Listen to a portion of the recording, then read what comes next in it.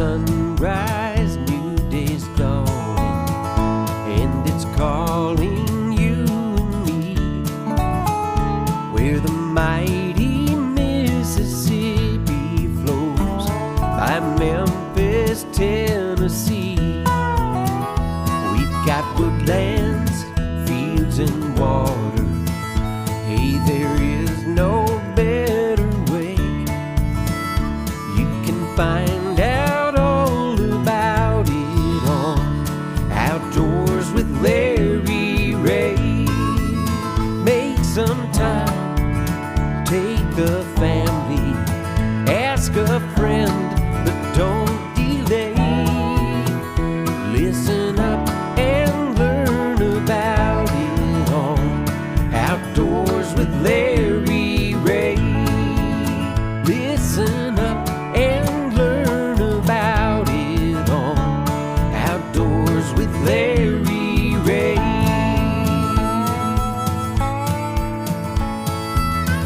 Good Saturday morning and welcome to another edition of the award-winning Outdoors with Larry Rea, brought to you proudly by the Tennessee Wildlife Resources Agency. Now, here's your host, Larry Rea.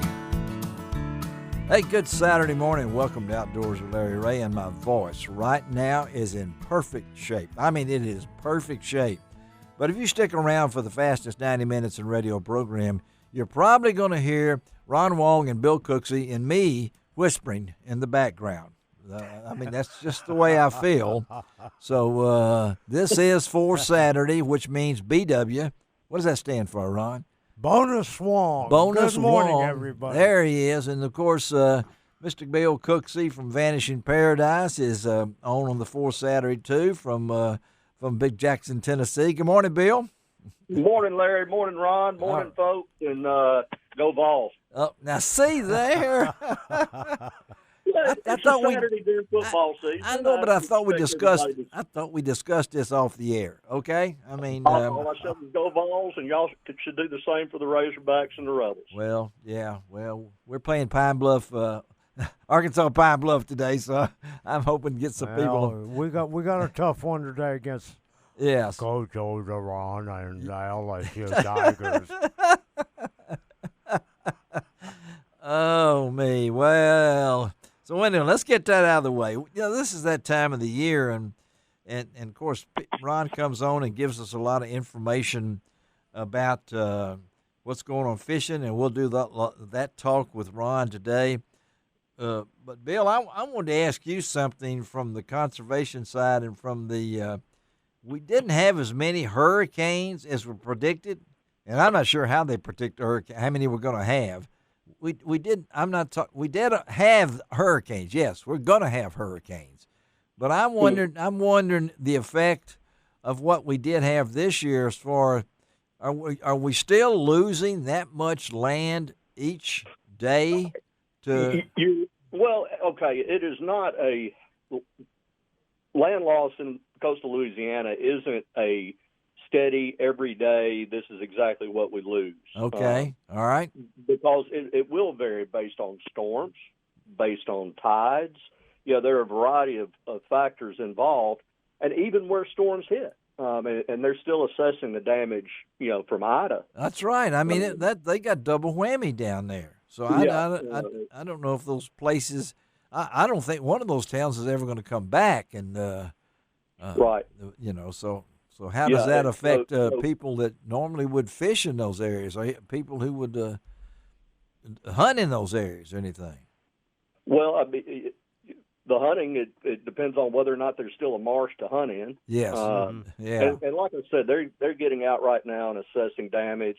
Obviously when we have a more quiet storm season in Louisiana, you're not going to have as much erosion from the storm. Okay. Yeah. But there's so many factors that go into it. I mean, in the end, those marshes are the best security against hurricanes. They are. Yes. Yeah. Because they kind of eat up a lot of that surge. Yeah, they do. That comes in.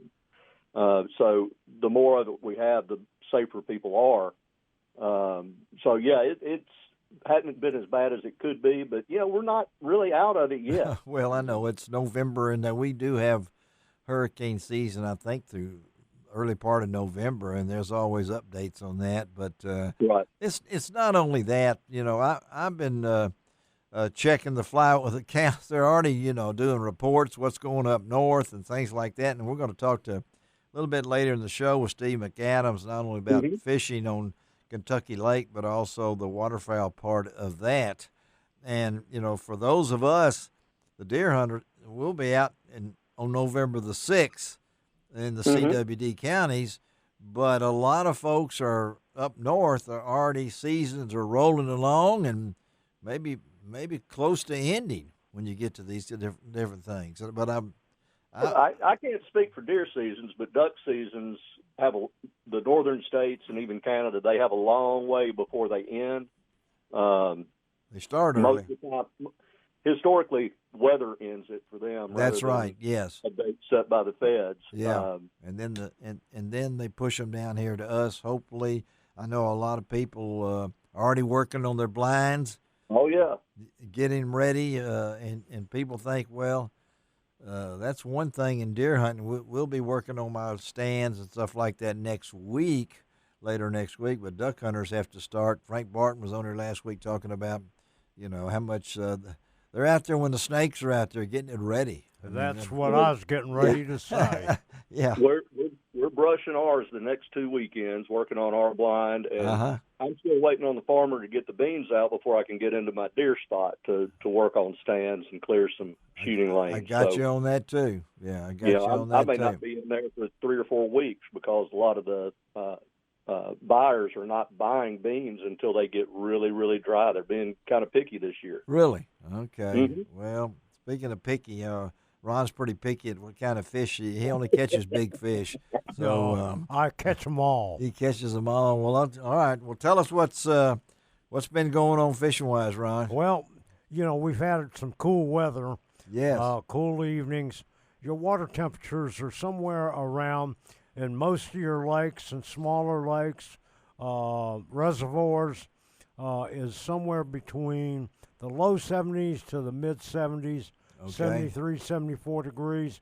On the Tennessee River, it can range anywhere from the mid-60s to the high 60s. And what that says is the fish are moving towards the coves and creeks following the shad. Bass fishing is very good right now in your reservoirs. Early and late topwater baits. All right. Whether it's a whopper popper, a sexy dog, any of those will work, especially on secondary points. When the sun comes up, a jigging pig is working good now. Black and blue is a very, very good color. Out there on the Tennessee River, square bill crankbaits on secondary points are working real well, especially in your shad patterns. Crappie fishing is really on fire on the I-55 lakes. Yep. And those fish are staging over 12 to 15 feet of water. The biting fish are about 7 to 8 feet deep, using something like a Slabalicious or a Jinko Mermaid and a shad color will work real well. And the thing is don't move it too much. Let them come up and eat it because that's the easiest way and best way to catch them. Also, I recommend putting a little bit of scent on your baits, something like a crappie magnet slab bite or JB's fish sauce in a waxworm aroma works real well. All right. That's the way to do it right now. There's still a few fish being caught long lining in the reservoirs using a fin spin by crappie magnet. And, of course, he has no information over there on his piece of paper. He's just doodling around over there. I might say, for those that look forward to it every year, the white bass bite at Sardis Lake is starting to pick up, especially around Engineers Point in that area, using half-ounce jigging spoons or a Little George in a 1/4 ounce, or using a 1/4 ounce jig head with a 3-inch pearl white grub. I really think Ron ought to give tours of his house. I mean, his equipment, what he's got, and what he thinks about. Of course, the man's been doing it for a while, and that's why we have him on Outdoors with Larry Rea. It's something I'm blessed to have the passion to fish, and more so now to educate and help people catch fish. You're a long way from the saxophone, Ron.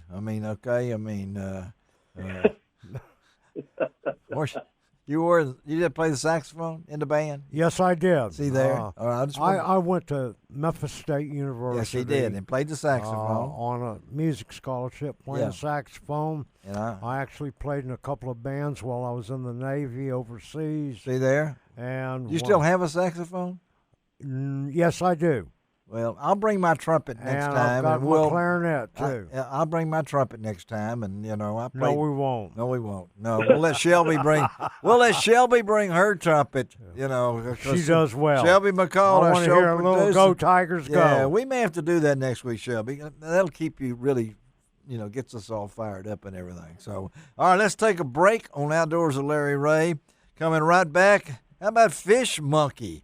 You're going to wonder about that. Yeah, you know what Fish Monkey Everybody knows what that is. Oh, they know it. We'll be right back with Tim Mossberg, president and founder of Fish Monkey Gloves.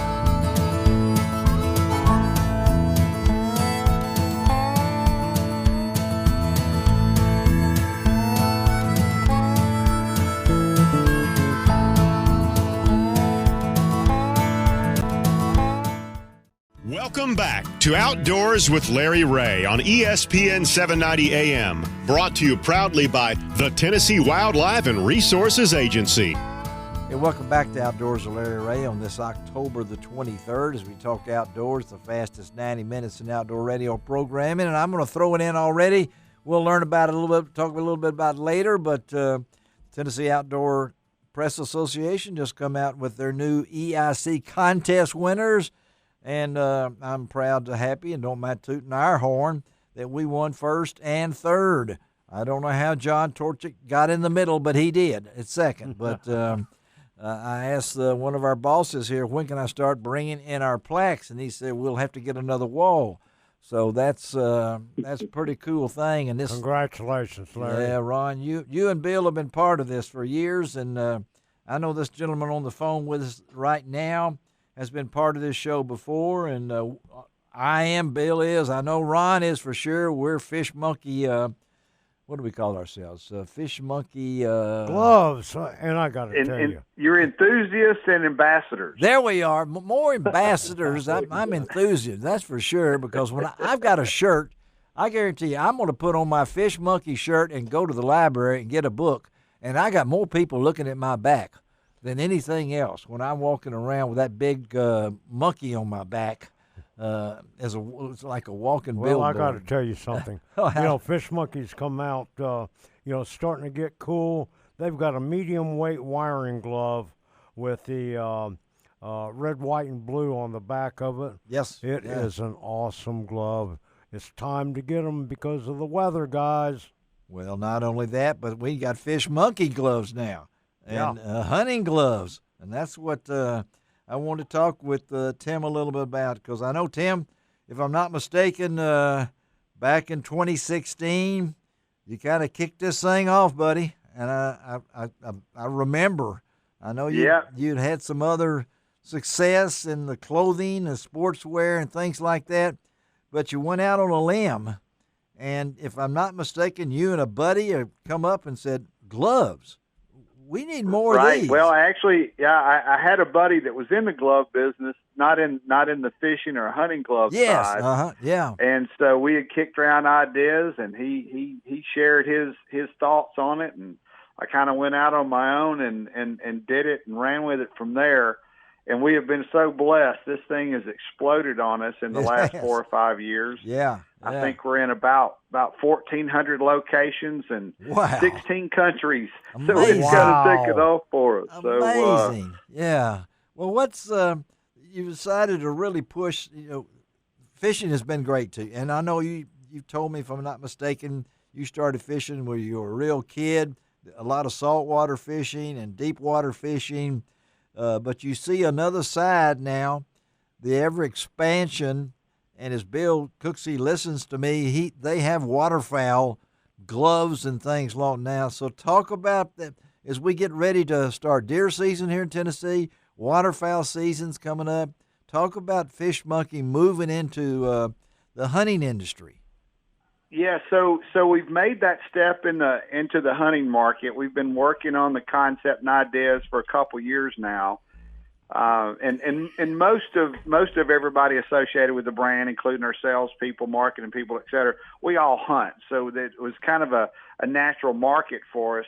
But when we got involved in the winter fishing gloves and started developing a better waterproof program, a better insulation program, a better use of the technology that's out there in the material and fabric world, it kind of made it easy to step into the hunting category. And so what we've done is taken the knowledge from our winter fishing glove market, and then our knowledge, obviously, from all of our pros, et cetera, in the different hunting categories, and we've developed a very detailed, complete, all-inclusive, in a sense, hunting glove line that consists of 14 different glove styles that are really made for, each glove has a certain use, and we've covered every market from out west, elk hunting, up in Canada and Alaska, moose hunting, all the way down to southern turkey season. So amazing. We've got a model for every application.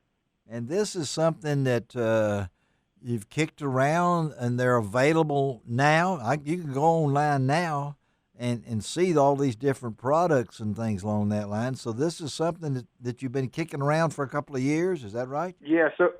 So we've been playing around with the concept and the designs and the function and how to improve the function from what was on the market for a couple years now. And we launched the product live, going into our dealers and also on our website, really just about 15 days ago. That's what I'm just saying. Got product in and started going wild with it, and the reception has just been off the charts with our dealer partners. That's what I wanted to ask you about. Across the United States. The reception. And so we're really excited to see how well it's been received. Now, this doesn't mean that you're stepping back from your roots. I mean, you're just expanding your roots. Oh, yeah, just expanding.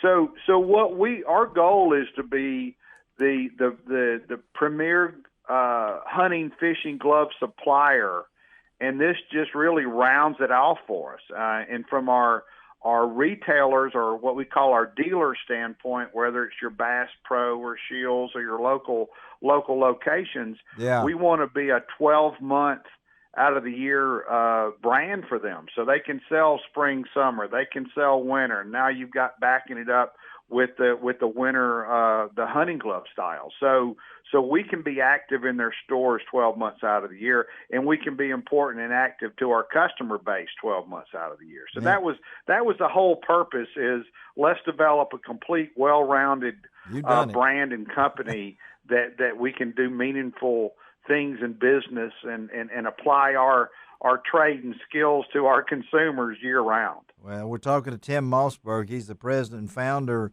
of Fish Monkey Gloves here on Outdoors with Larry Rea on this Saturday morning. And all you folks in Brownsville on 95.3 FM and 1520 AM, and Bill Cooksey's root station there in Jackson, Tennessee, 101.5. And, of course, right here in Memphis on ESPN AM 790, 92.9 HD FM. And, Tim, I know in less than 6 years, starting at the bottom, the concept of this, the name. Everybody, when I get Tim on, I got to ask about the name. People say, "No, what's the name?" It's hard to forget Fish Monkey. I mean, I don't know the concept. Tell them how the name came about. So my passion is blue water fishing. Yeah. And so when we're down in Central and South America on some of these marlin trips, you will always have howler monkeys, back at the camp or back at the lodge or around the hotel, et cetera. Yeah. And then a lot of the boats had toy monkeys, stuffed monkeys, not a dead one that's been, stuffed, but actually just a toy one. Yeah. And they would use it on the boat kind of as a mascot. And then when I was trying to come up with the name and the concept, obviously grip is so important in wiring or leadering big fish. Yes. So it was all about a grip, and a monkey has the best grip out there. So it just kind of came together. The monkey is the branding mascot, and obviously got to tie fishing into it. So Fish Monkey, just once we kind of fell into that, it resonated. Then obviously Hunt Monkey was extremely easy because we already had the concept out there. Well, so it's really about the grip and the functionality. What'd you say, Bill? That the product provides. What'd you say, Bill? Well, I was going to say, if you took a compass and put it on Memphis, Tennessee, and rode it out about 90 miles and drew a circle, that's really the highest density of waterfowl hunters in this country. So we've got some duck hunters listening to this show today. Yes. And I guarantee none of us yet have found a duck hunting glove that we were happy with. So, it's good timing on your part. Hopefully we have got it for them. We've tested. We've got 3 specific gloves that are kind of dedicated to that duck market. So we've got a long gauntlet, complete waterproof decoy glove. Yeah. That does a great job. And one of the things that we've done different than a lot of the other brands out there, and the other brands are great, not saying anything wrong, but we have really focused on the functionality of the glove with it being on, which obviously is a ability to pull the trigger and reload. Yeah. And even though a decoy glove is made for managing the decoys and your dogs, we made it to where you could shoot with it as well if you need to. Yeah. So we've skinnied up the index fingers and firmed up the thumbs on all of our gloves. But our decoy glove is 100% waterproof, long gauntlet, insulated, so it's going to do the job. We created a very special high-end glove. It's called our Apex Hunt, which is also made for waterfowl. So it's a longer gauntlet, but lighter insulation. But we still use what's called our thermoconductive liner. It actually traps and retains heat from your hand to help keep the glove in your hand warm. But phenomenal dexterity, and it's got a good grip in the palm. So that's actually made for waterfowl. And then we did even one step lighter than that in what's called our Stealth Hunt, which we also offer that in the fishing side, just called our Stealth Glove. But it's 100% waterproof, but lightweight, great shooting glove for more of that southern or early season waterfowl market. So we've got 3 great gloves that will address the needs of your listeners in that area. Okay, Tim. I mean, you've answered it, right, Bill? I mean, absolutely. I've got the website pulled up, looking at them right now. So. They're cool. They're not just the right thing to wear. They're cool too. Cool looking. Yeah. And that's and we know man, I don't go anywhere without my Fish Monkey little gloves on. Even for skin protection and all these other things, Ron? Well, absolutely. Yeah, and they have the gloves whether you're freshwater fishing, saltwater fishing. Yeah. But you really, how often, even though you put sunscreen on your hands, that's going to come off fairly quickly when they get wet and everything. So the best way to protect yourself is with these Fish Monkey gloves that have an SPF factor in there that helps protect your hands from getting sunburn. Well, I tell you what, folks, you need to go to fishmonkeygloves.com. You get learn all about it, but you also got huntmonkeygloves.com too? Is that right, Tim? Yes, sir. Yeah, that's correct. And you can go on. They've been out about 2 or 3 weeks, folks, and if you want to get something for the waterfowl season for that special person like me, send it in. I'll give you my email address if you want to. But Tim, thank you, man, for being with us on a real short notice. Got a lot of folks here in Memphis proudly wear them Fish Monkey gloves, and I'm one of them too, buddy. Okay. Well, guys, we certainly appreciate it. Appreciate all the support y'all have given us, and look forward to catching up in the near future again. We'll be back, Tim. Thank you, man. All right, let's take a break on Outdoors with Larry Rea.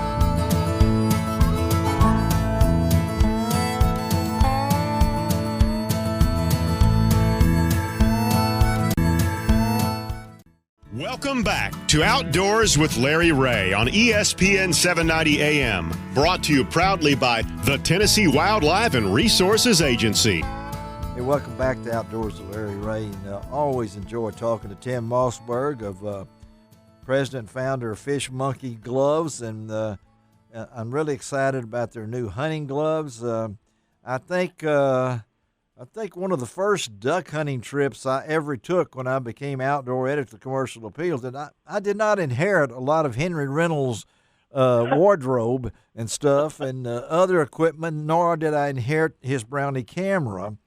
But one of the first persons that I did inherit was a gentleman that it took me a while. It wasn't until I was in the boat with him one day that he took his leg off. I did not know that, but respect this man so much for over the years when he was in Northwest Tennessee Tourism, and I was a pup outdoor editor and things along that line.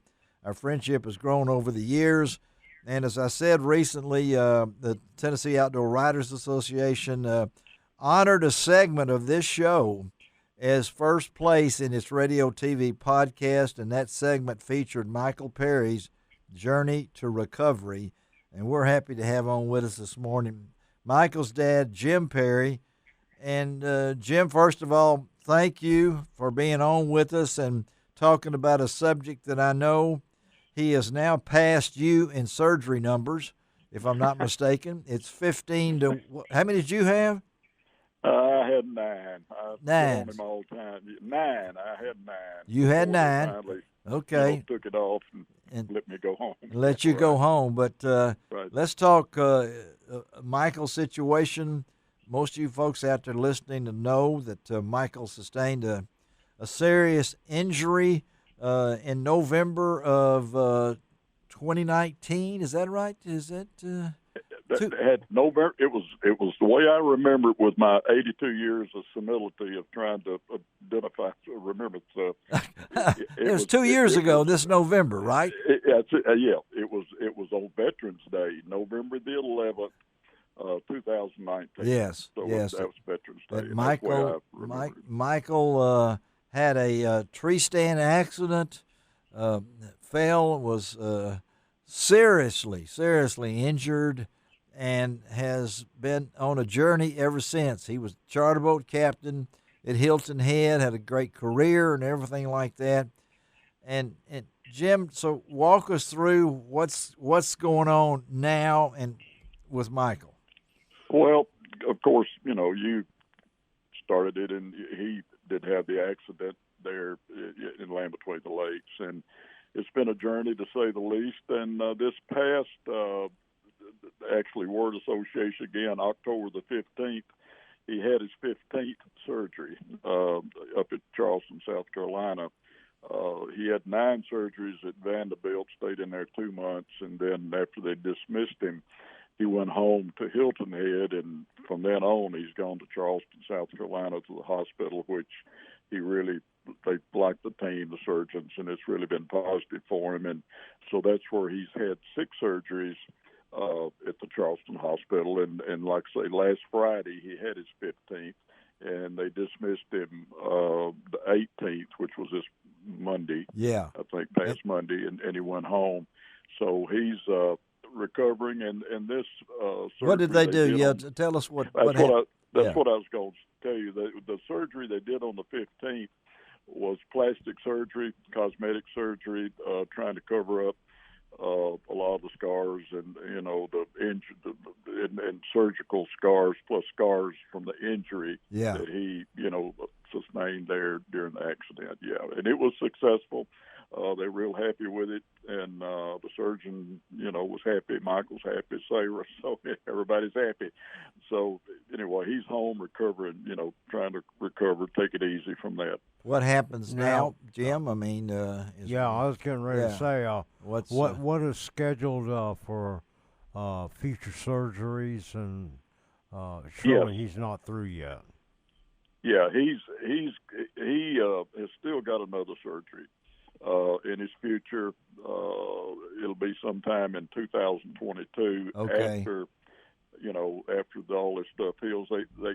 when he has a surgery, they have to let all the scar tissue, everything heal before they go in there and, do another surgery. So it's going to be a while, until that happens. But he has, right now, due to the accident, he has some issues with his right rib cage. Okay.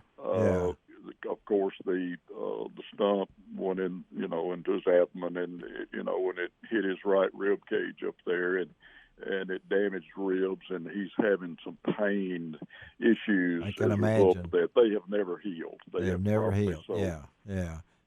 So the 16th surgery will be to try to resolve that rib issue. He's a pretty strong young man, and I know your daughter-in-law Sarah and the girls. The journey, and I know, Jim, you know a lot of people before this ever happened, but and I pulled out that picture of us hunting with Michael when he's a kid, and I was wearing the latest camo, which was no camo, really. It looked like I just walked out of some wardrobe from World War II. I think, and Bill Cooks can identify with that. But it's been a journey. But at the same time, I tell you what, he is, and you and your family have been.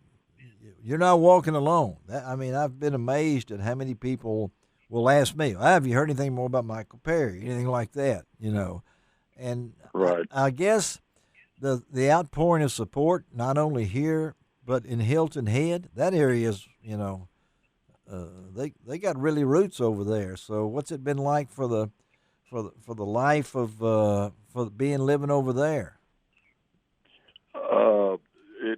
At Hilton Head? Yeah. Yeah, well, when he had that accident, those folks over there, his friends, and, he'd been over there 20 years and got a lot of friends, and it was all hands on deck. That's a good expression for a charter boat captain. Papa Bear's charter boat, hands on deck was that's what I would call it. Right. Well, they got together and did a GoFundMe deal for him. They even put up road signs there. Somebody sent me a picture of a sign, a billboard on the highway with his picture on it. Really? And they got together and did some things over there, positive things. But he's just, got a lot of friends there, and he's still got friends. His number one priority right now, and I know it. He don't have to tell me. I know it is that him healing enough that he can go duck hunting this winter. There you go. Hear that, Bill Cooksey? Yeah. He always, he's always come back to Tennessee in January to duck hunt, and I guarantee you that's his main priority is healing from his previous surgery, where he can come duck hunt in January. And nothing wrong with that. You gotta have those goals out. Again, we're talking to Jim Perry, formerly the Northwest Tennessee tourism guide and well known in the Paris, Tennessee area, about his son Michael, who 2 years ago, November the 11th, 2 years ago, had a tree stand accident and landed on a stump. And fortunately, he had a cell phone. He was able to use that, right, Jim? Correct me. Yes, he was able to text. Cell service in the old Lamb-Twin Lakes is almost impossible. Yes, that's right. But he was able to text, and he texted a friend. Wow. Told a friend, he said, I need help. Come help me and bring a chainsaw. And the first thing that his friend thought that he was kidding, because that was kind of an unusual request, but he did. Sure, yeah. And then he went, called the rescue people. They met his friend over there at a certain place. They got a 4-wheeler and a gurney, and they went in there and got him and carried him to the hospital. And he's been back to that scene, hasn't he? I mean, he came. Yes, he came last fall, and kind of a year anniversary deal, and wanted to go over there.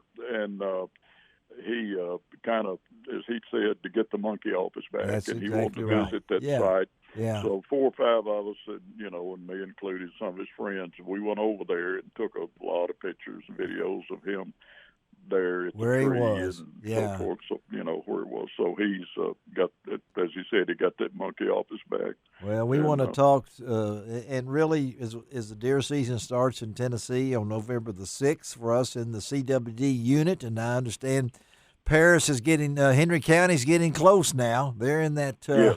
they're in that wait and see type area, but tree stand safety is so important. Michael's the strongest kid I ever knew, and Absolutely. and if you make one mistake or do that, but that one mistake has been so painful for all of the family and friends and everything. But I guarantee you, he's made more people aware of what happened to him through this tragedy, Jim. I mean, he's Yeah, let me tell you just a real quick little story on it. I was in Walmart after a year ago or something, after he'd had that accident. I ran into a friend of mine who's a deer hunter.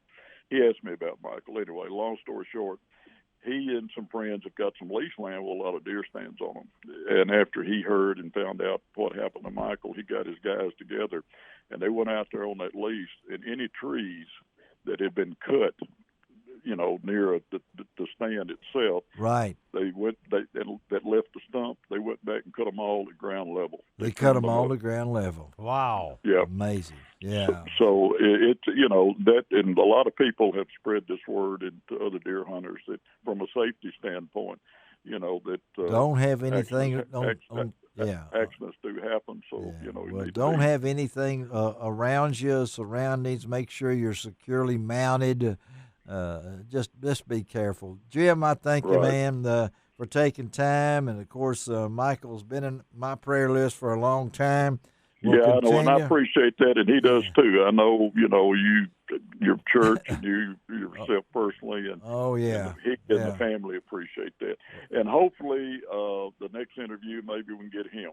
I hope so. And maybe we can hunt together. I wouldn't mind doing that. I want to go catch a crappie, buddy. No, he wants to catch a crappie. Come on now. You'll have to go with Mcadams. He's the big guy. No, wait a minute. I've seen you in the water. Yeah, well, I hope you've seen him in a boat, too. So I've seen him in the water today. He left me on the water one time. I've seen Jim load that great big Triton boat on not too long ago. Well, I've seen him load me on a cypress stump, too. Yeah, Let's well. don't get into it right here. Hey, just think, Larry, if I'd left you on the side of that cypress tree down at Reelfoot, none of this, award stuff would have ever happened to you. Oh, no, there'd been a plaque up at the commercial appeal. Larry Rea died on the stump inside and on Reelfoot Lake. He and Ernie Powell, so. Hey, Ron, wrong. I want to say this to you, buddy.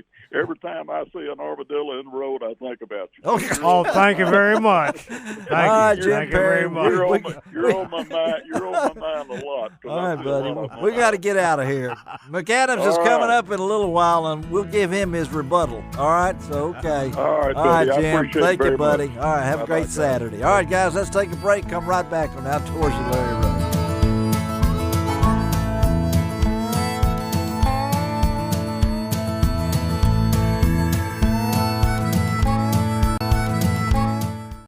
Welcome back to Outdoors with Larry Rea on ESPN 790 AM. Brought to you proudly by the Tennessee Wildlife and Resources Agency.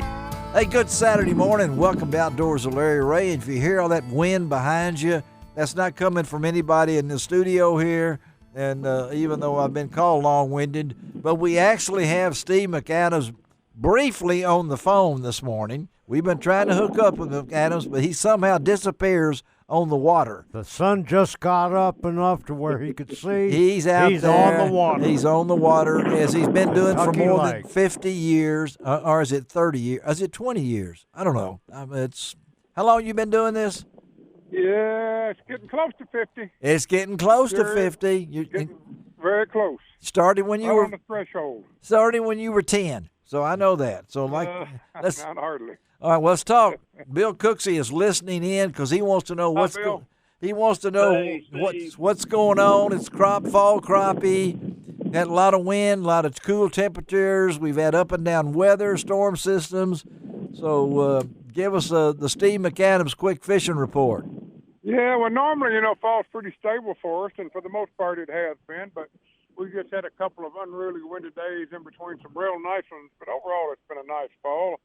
Now that cool weather finally got here, and we're catching some good sized fish. We're just not catching numbers that we'd like to be catching the last week or 10 days. And we've had a few real nice days with light winds and cloud cover, and when that happens, we're having some pretty good luck. Today we're having an unusual wind, but we're hanging in there and catching fish in about 9 to 12 foot depth. Okay, hear that, Ron? Yeah. So I'm ready. Yeah. So you fishing over stake beds? I am fishing a jig or fishing a live minnow as well, mixing it up and letting the fish decide which one he wants the best. But the live minnow's been doing pretty good as of late. But always that's tipping awesome. the jig and showing that some to him. How many stake beds you got? Oh, probably 300. 300. Did y'all hear that? 300. And the thing is some of them are hid so good the fish can't even find them. What'd you say, Ron? Well, first of all, Steve pretty well knows in his head where everything's at. But with the advent of where electronics is today, you hit the little button that says waypoint, and he can just troll right over to him, and it's pretty amazing. Now, what are these fish going to do? What's the crappie going to do over the next month or so, Steve? Are they going to continue to move up back into the creeks and coves to feed? Oh, yeah, I think we'll have some fish move up shallow. They've been reluctant to do that because of the hot weather that we had. It lingered a lot longer this fall, but now that things are cooling off, you'll see a lot more movement back shallow. Okay, well, Bill Cooksy's on the other line. He wants to talk about the other thing that you do sometimes, waterfowl, and we know that you're just as optimistic as any duck hunter I know. They always are, right, Cooksy? I mean, I'm not real optimistic right now. Ooh, He's realistic. He's realistic, is what Mcadams said. Well, but you're ready. Are you getting everything ready? Because already. Oh, I've still got a lot of work to do. Always have got to fish a couple, 3 more weeks and then jump in on it wide open. But, I'm optimistic. I always look forward to the season ahead. But weather's been unusually warm this fall. And I saw blue-winged teal about 10 days ago come through here on the lake, and that's real late. They should have been here back in September. Well, that's so things are a little strange. I've got some clients that are hunting up in South Dakota 2 weeks ago and still teal up there, blue-winged. So really? It's been weird, Maybe it's going to be a later fall or later winter. Who knows? But we need some weather, obviously, to stimulate the duck production. I don't like the forecast this year. It's down. Obviously, it was dry on the breeding ground, so that will have an adverse effect. A lot of old ducks coming down, the older, smarter ducks, obviously. So that's a little tougher on hunters when that happens, but you can't have a good hatch every year. No. And this year it looks like we're a little bit below what we'd like to be. Okay, Bill Cooksey, you got to ask Steve Mcadams a question. I'm sure you've got something you'd like to ask him.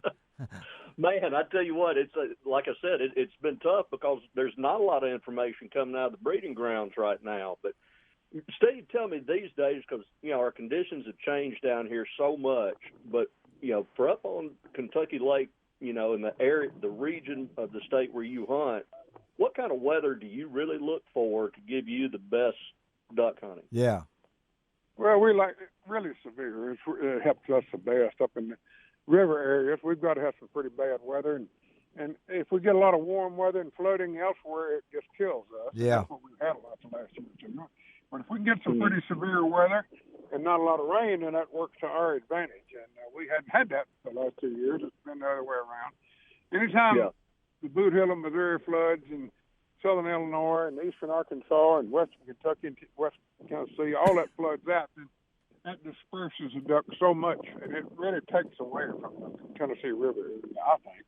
And doesn't always have to be cold and better and spitting snow and single digits, but we do have to have some weather up here. Well, we also, when we get that weather, we don't like for it to happen in February.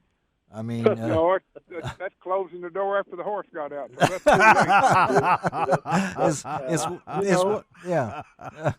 we just, I don't know. We hadn't had the early influx that we've normally had the last year or two because we don't have aquatic vegetation on the reservoir anymore. So that's hurt our gadwall and Weegan and teal early. And when we had the aquatic vegetation, we had a good influx early shoot. But boy, the grass has left us, and that's really hurt us. Well, Bill, you've got a place up there. You know what he's talking about, don't you? Absolutely. I mean, it's hurting the fishing and the hunting. So. Yes. And Steve's got to deal with both of them. I don't know how you turn it on one and turn the other one off, and what doing that. I know that you've been doing it for a long, long time, but is there the passion as a waterfowl hunter is still there. I know that, how much you love to waterfowl hunt. And I know it disappoints you because you got people that want to kill ducks.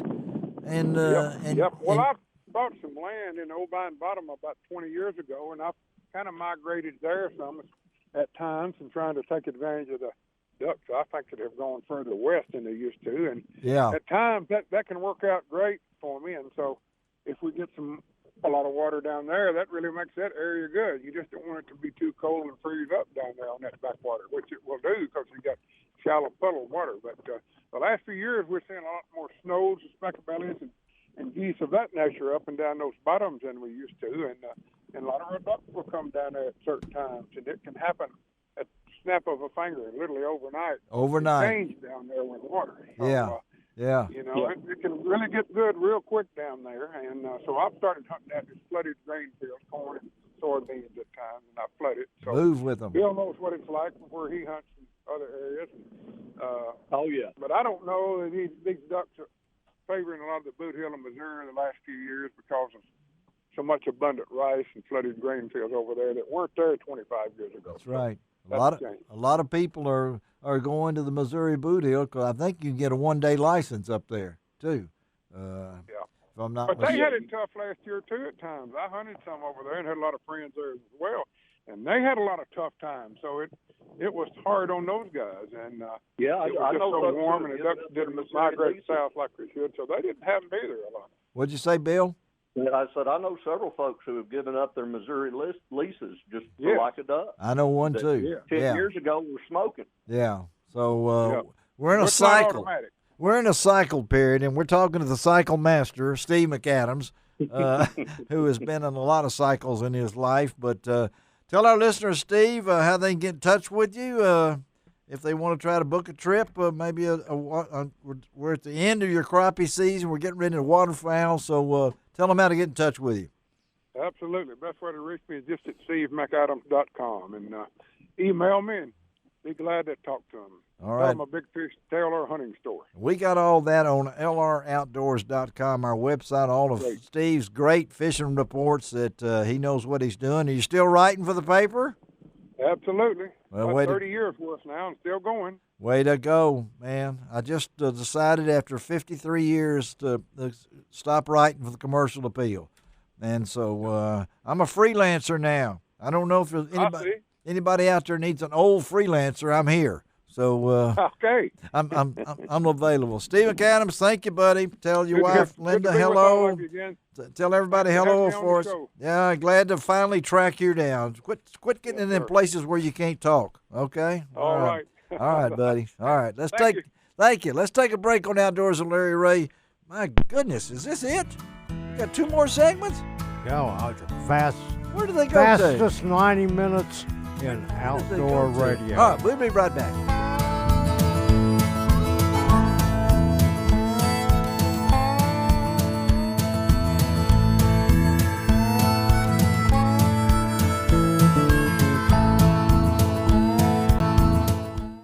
Welcome back to Outdoors with Larry Rea on ESPN 790 AM, brought to you proudly by the Tennessee Wildlife and Resources Agency. Hey, welcome back to the fastest 90 minutes in outdoor radio program. I cannot believe that we've only got 30 minutes left. I know you folks in Brownsville, Jackson, throughout the area on ESPN 790 here in Memphis. It may not feel that way to you, but we try to keep this show rolling as best we can, and that's why I always have co-hosts. And I've been that way since we rolled this show out more than 20 years ago, and these 2 guys on the line as our co-host have been this for a long time and take time from their busy schedules to be on. And, of course, as I said, this is BW. That's Bonus Wong. Ron Good morning, Wong. everybody. There he is. He's in studio. Bill Cooksey up in Jackson, Tennessee. Good morning, Bill. Good morning, Larry. Morning, folks. Already an hour. Everybody still awake? I hope they are. Yes, sir. Heck yes. Yeah. And I did. It's football time Here in, we go again. Here we go again. in the South. In And the South. I will be going to a football game today. Well, we got to get you out of here. Yeah. I know where your mind is right It's now. tailgate time right yeah, now. he's got to get to the Grove. I know a pecan grove you need to go to. No, that's a Yeah, I different want to grove. go to Edwin Evers' Pecan Grove. Yeah, that's where you need to be going. But hey, I did not realize we were doing Northwest Tennessee tourism a big boost here in 3 straight segments. We're talking about That's right. that whole area up there. But we just got off the phone with Steve Mcadams, the legendary guide on the Kentucky Lake, and he threw in something about another 20 acres of land I didn't know he owned. So that he has a hideaway. And then, of course, Jim Perry before that. But we got Gary Mason, who was on last week with Tristan McCormick, who the young man from Bethel University who is qualified for the Bassmaster Classic next year. And, Ron, that classic will be on what lake? Lake Hartwell, That's South right. Carolina. That's right. And I think it's March 3rd, don't 4th, don't 5th. go in. It's in March. Yes. It's in March, and we got his coach on the line this morning, but also we got a man that has I don't know how many hats he may have. He's got to switch them around a little bit every once in a while. But and that's our good friend Gary Mason, the man who came up with the idea, founded the Legend of the Outdoors Hall of Fame, and always good to have Gary on. But last week. Gary's pacemaker's going off. All right, let's get this. All right, now hold on now. No one thing happened to Gary. So No, I'm here, man. I'm here. okay, but last week Gary kind of gave us a tease. And I said, Gary, hold that off. Let's talk about it next week. So what do we got to talk about today? Well, first and foremost, I want to say that I feel quite privileged to be on the air this Saturday morning following the 2 greats of Henry County, some of the best fishing guides and duck hunting guides that I know, and that's Mr. Jim Perry and Steve Mcadams. And, That's right. Of course, Jim was the director of tourism for many, many years, 22 years, and then I followed his footsteps and was director of tourism for Northwest Tennessee for 16 and a half years. And then, of course, Steve and I guided for Steve Mcadams Yes, for you did. a long, long time. And so hats off to both those great gentlemen. I don't think the South has any 2 better guys than those 2. But No. yeah, this morning, Larry, we've got an announcement to make, and I don't know if we've drawn. We may need a drum roll. I'm not quite sure. I don't know what if we got a need to drum make this roll. announcement, but we got a drum roll. We're good. Well, we got a drum roll, Shelby? maybe- We don't have a drum roll. we don't We have can a- do it. Maybe we should There have it Bill is. Cooksey brought his duck call or something, But each and every year for the Legend of the Outdoors, I get to be a part of something that not only was a dream of mine, but a dream of my family's, and we've tried to make some dreams come true for a lot of great You men have. and women in our outdoors industry each year, and all of you guys, all 3 of you guys have been there, and probably a lot of people listening. But Yes. last year, 2021, we moved the event from Nashville to Springfield, Missouri. Yes, Had sir. a great event out there Yes. at the Johnny and Jenny Morris Convention Center. Wonderful. And this next year, the event's going to be held once again, and this is the first announcement on this, and it's going to be held once again at the Johnny and Jenny Morris All right. Convention Center. All right, on I hope I August can the- make this one. Yes. Yeah.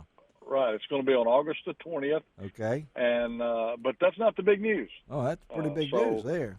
All right. So here goes. All right. I have the capabilities as CEO and the founder of the Legend of the Outdoors Hall of Fame to nominate a person every once in a while, and my board of directors, of course, votes on everyone. And I have some of the final say on things, but this year I'm going to make this announcement that our friend Mr. Larry Rea will be going into the Legend of the Outdoors Hall Wow. of Fame. So, Whoa. congratulations, Larry, and man, you have for 100 years you've been the prognosticator of outdoor sports throughout the Mid-South, and Congratulations, a lot Larry. of states, and a lot of people know who you are and read and listen to you, and I can't think of a person more deserving than Larry Rea. So congratulations, Larry Rea. You will be inducted into the Hall of Fame.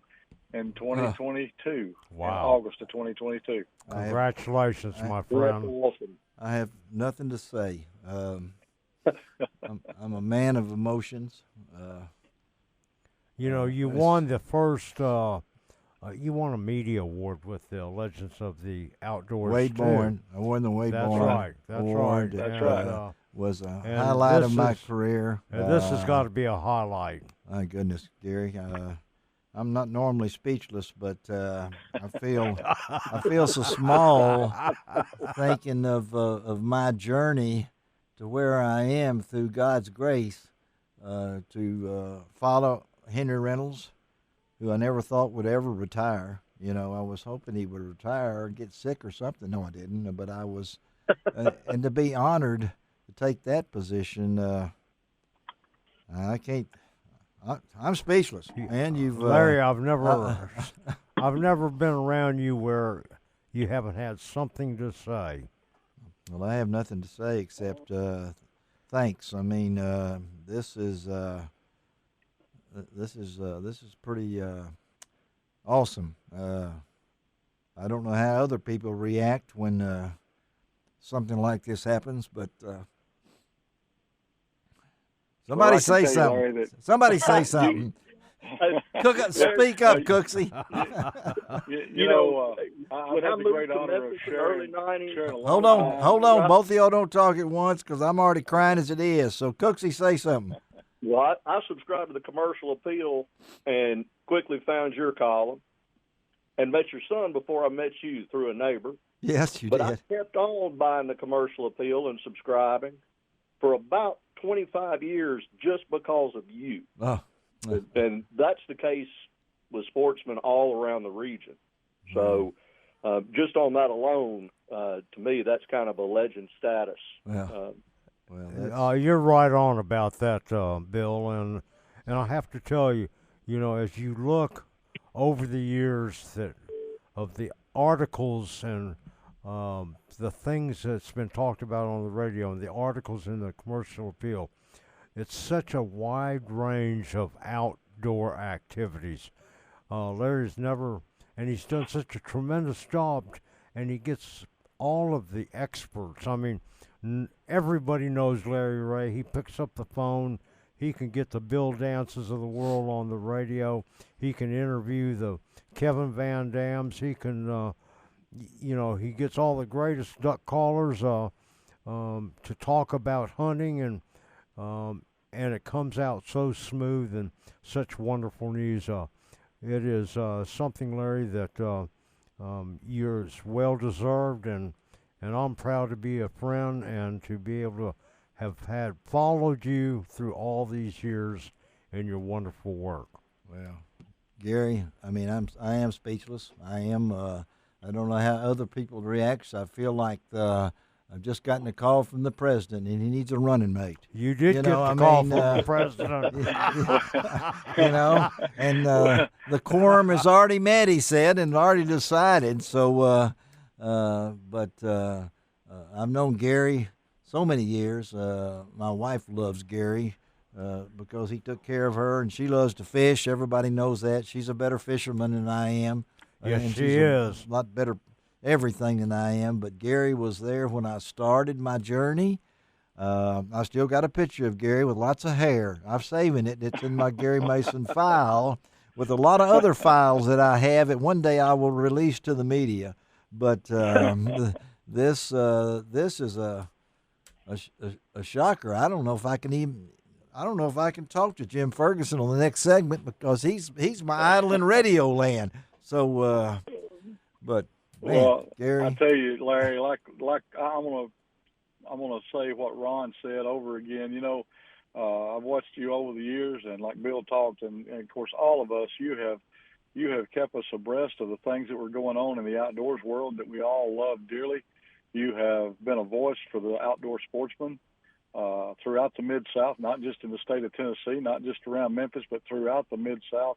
yes. And you have always been there for the outdoor sportsman in the That's right. Mid-South and abroad. And, you know, when I founded the Legend of the Outdoors, there's only one Bill Dance, there's only one Ray Scott, there's only one That's for sure. Harold Knight, David Hale, Yeah. and there's only one Larry Ray. And we're very fortunate that you chose the career path that you chose, because without you, Bubba, a lot of us would have been a lot less informed. A lot of us would have been a lot less known, because you have helped all of those folks, myself included, become well known to folks that we needed desperately to do business with in order to make a living. So you have helped all of us in our job, and you've made our job and our life easier and more pleasurable. And I can't think of anyone that I would rather stand on that stage with next year than Larry Ray.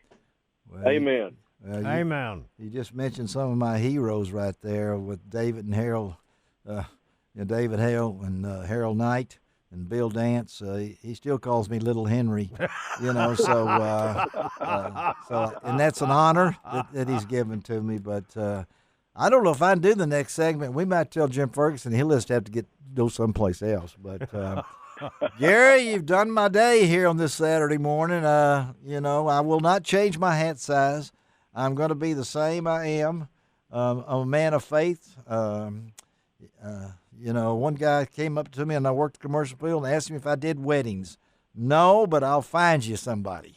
And there you go. But as y'all know, we've started a new Legends of the Outdoors television show, which will start airing in January, and I'll be sure we'll talk about that later on. Oh, we sure will. But yeah.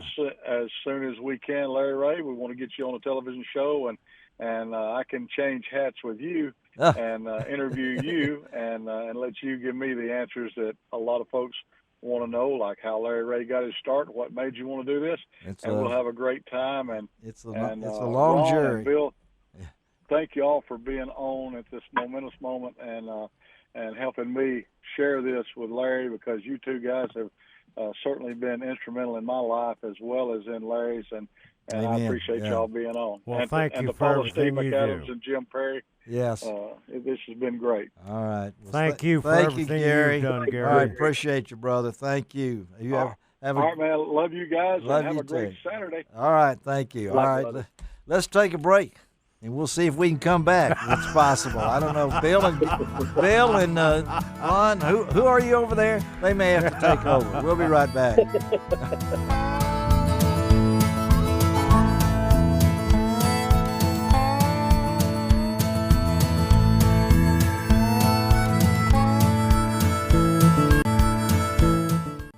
Welcome back to Outdoors with Larry Ray on ESPN 790 AM, brought to you proudly by the Tennessee Wildlife and Resources Agency. Hey, good Saturday morning. Welcome back to Outdoors with Larry Ray, and I'm actually speechless. And to have that announcement to come when I least expected it in Whammo, and I have my idol coming on the next segment. So how do I recover from that, Ron Wong? I mean, Well, I'm not quite sure, but you've had an honor bestowed upon you that is very well deserving, and our buddy and Bill Cooksey will certainly agree with that. But Bill, have you ever seen or heard where Larry was speechless? No. There was no speech. Call his wife and ask her. Oh no. But hey, a big honor came to me a couple of weeks ago when I was actually mentioned on the Revolution. I mean, my name was actually listed. And wow. I think we said very, very nice things about your show. You did say very nice things about my show, that you would always get first and second, and I'd get third. I mean, that was the words I think your son came out with. But hey, we're really happy. Let me bounce back from that announcement from Gary Mason to have Jim Ferguson on the show from the Revolution. He and his son Trav have been doing this thing 20 years, about like we've been doing this show and everything. They got over 500 stations from Anchorage to Miami. They do podcasts and all these great kind of things. And I really wanted to get Jim on because he did get first and second, and I get third, but that's the way it goes in the CIOPA. But a dear friend and one I've listened to for a long time. He in fact, I'm going to admit this, that when I started this show, Jim, more than 20 years ago, it was not going to be about me, and these guys, co-hosts, know that I fill it with guests. It's not going to be me talking 90 minutes. And your show has that same kind of concept that you have guests on there, unbelievable guests, that keep the show going. And I just wanted to let you know that the format I use in a smaller version and market, of course, is what the revolution. So tell our listeners about, how this got started, and really it's a fun deal with you and your son. I mean, that's got to be a real fun thing to do. So talk about it. It's a hoot and a half. The interesting part, I was an outdoor writer for years and years and years before I ever got into radio. Yes. And I was driving by my local radio station in Goodland, Kansas, and I thought, I'm really tired of writing. I wonder if broadcast might work. Yeah. It's easier to talk. Yeah. And so I walked in and talked with the station manager, actually the owner, and told him what I wanted to do. And he says, well, what makes you think you can do a radio show? And I said, well, it's not rocket science, is it? And he said, well, you talk in this microphone, and possibly somebody in New York, not on his station, could hear you, Yes. Well, 20 years later, people in New York do hear us. Isn't that amazing? But they also hear us, as you said, from Anchorage, Alaska to Miami, all up in the northeastern part of the country. And I started off on one station, and I did that for 2 years before I got my first affiliate in Phillipsburg, Kansas, KKAN, KQMA. Yeah. And the rest is history. It's amazing. Was it always that you and Trav were going to be part of the team? Was that the way it worked out, or did you start out solo? No. As a matter of fact, the way it worked out, I started the show 30 days after 9/11. Okay. And yeah. was on the air for 2 years, and Travis was still in college. And so it came up the time he was going to get out of college. He said, Dad, I want to work for the family business. I said, man, we don't have a family business. If you come working for me, you're going to be my employee. You're not going to be my son. And so for about 3 years, he just did editing for me. And so finally, he came to me one day, and he said, Dad, I want to do what you do. And I said, you want to loaf? He said, no, I want to interview people like you do. Yes. I said, well, it's not the easiest thing to do. You get somebody like a Hank Williams Jr. or Alabama or Gretchen Wilson or Aaron Tippin or any one of those guys, Charlie Daniels, and, you've got about 12 minutes. That's what the segment normally is, about 12 minutes. To get out of them what you need, you've got to give them something back, and then you have to move on to the next one, That's exactly. And so, I said, well, I'll tell you what, we're going to be interviewing Cat Daddy, and if you haven't ever talked to Cat Daddy, Larry, you got to call him. He's out of Topeka, Kansas. He is the Kansas Cat Man, and he has got concoctions that will catch catfish like you've never seen. I listened to that show. I mean, I had to listen to that show before you had me mention me the next show, and with Cat Daddy, and you also had the guy that does all the crazy. Like real scenes and warrior things. Hollywood Weapons. Hollywood Weapons. Our title sponsor, it's The Revolution with Jim and Trav, brought to you by Outdoor Channel, Sportsman Channel, and World Fishing Network. Yes. And so we get all of their hosts from TV shows as guests on our show. Yes. And that was Terry Shepard. That's it. Of Hollywood Weapons that you listen to. So you've done all and some of these people are just absolutely crazy. We won the competition there at Siopa with Jim Shockey. I saw that. Yeah. And to do these different things. So how far ahead do you plan? I mean, I'm really formatted when I do this, Jim. I mean, I've got the format down, the minutes down, segments down, and everything. So how far ahead do you work on getting these guests? Next week. That's it. That's it. But we have a gal, Michelle Schurman. She used to be with Sportsman's Channel. She does our bookings for us. I have a PR firm in New York. I have one in Nashville, and I have one on the West Coast that feed me celebrities all the time. Amazing. But the hook is they have to do something in the outdoors. If you got to hunt and fish, backpack, canoe, something. Yeah. And I had the one in L.A. call me a while ago, and they said, how would you like to have Sugar Ray Leonard on the show? Come on. And I said, well, does he hunt and fish? Well, I don't know. Well, they called him up, and he likes to catfish. He likes to catfish. So, we talked about boxing, and we talked about fishing for catfish. All right, Cooksey, you hearing this? I mean, this is this is really what we try to do with a little co-host in there throwing some things in. Again, we're talking to Jim Ferguson, the Revolution.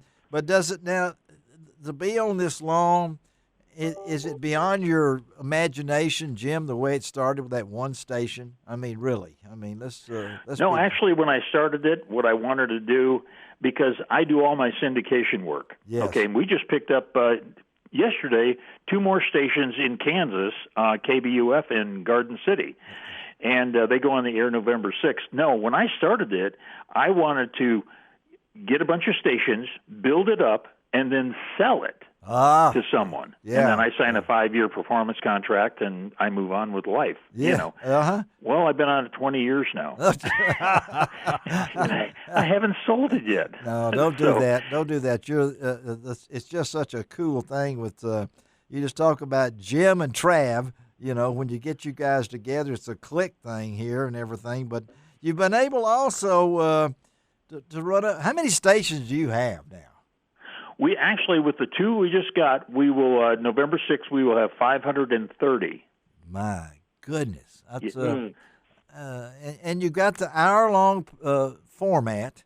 Well, we actually do. We do 2 lengths of shows. We do a 55-minute show and a 57-minute show. That depends on whether or not the station has 3 or 5 minutes of news and weather at the top of the hour. Right. Yeah. And so we build those 2 shows. Plus, we're in our 10th year, I think it is. We do an American Forces radio show on their Voice channel. That's what I like. And I had a son that was in Iraq, did 3 tours of Iraq, and he said, Dad, these guys over here all hunt and fish. Can you get on American Forces Radio? It took me about 6 months to get to the right people, but we've been doing it now 10 years. And we get, it's really interesting, the letters and so forth and the photographs. We used to have a wall of fame on our website. Uh-huh. But I got a photograph, and it's hanging in my office. It's a photograph out of a refueling plane looking down on a B-52 bomber, and he's loaded with JDAM bombs, and he's flying a sortie over Afghanistan. Now, this is going back a few years. And I used to close out my show, I'm Jim Ferguson. I'll see you on the trail. Yes. Yeah. Well, he wrote on the side of the bomb, it says, Osama will see you all over the trail, Jim Ferguson.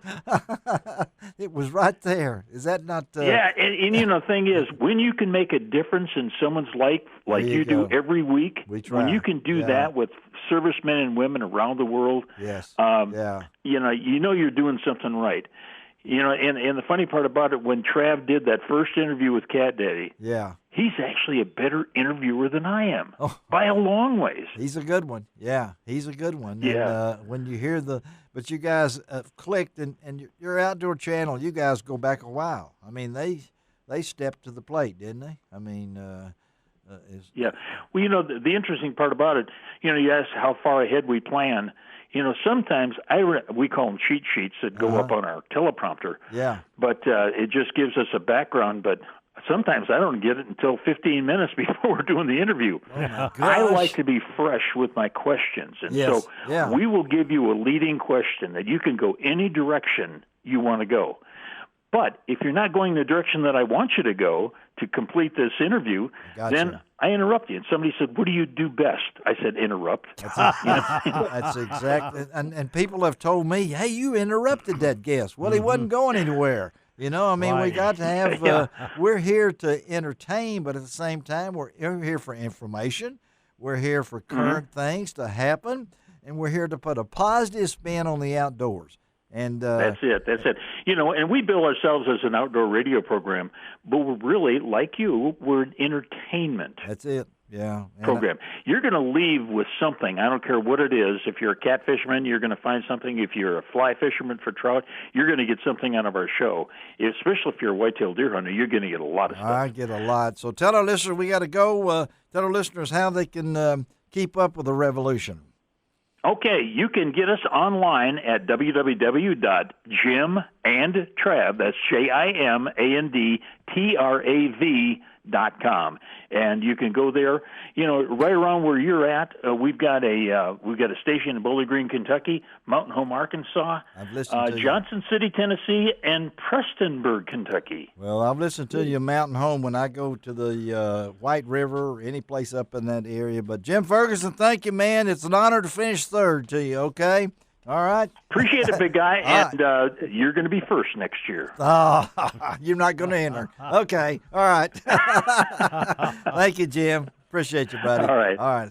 All right. Let's close out this baby before I start coughing and crying at the same time. But thank you, Ron Wong. You're very welcome. And again, congratulations, my friend. Thank you, Bill Cooksey. Yes, sir. Thank you, and congratulations. Always sit in on. Oh, I'm really. I got 3 cough drops in my mouth right now. I don't know, but Shelby, thank you, Shelby McCall. We'll be back next week. Surprise guest, but I always say, doesn't cost an extra cent to be a good sport, and God bless the USA.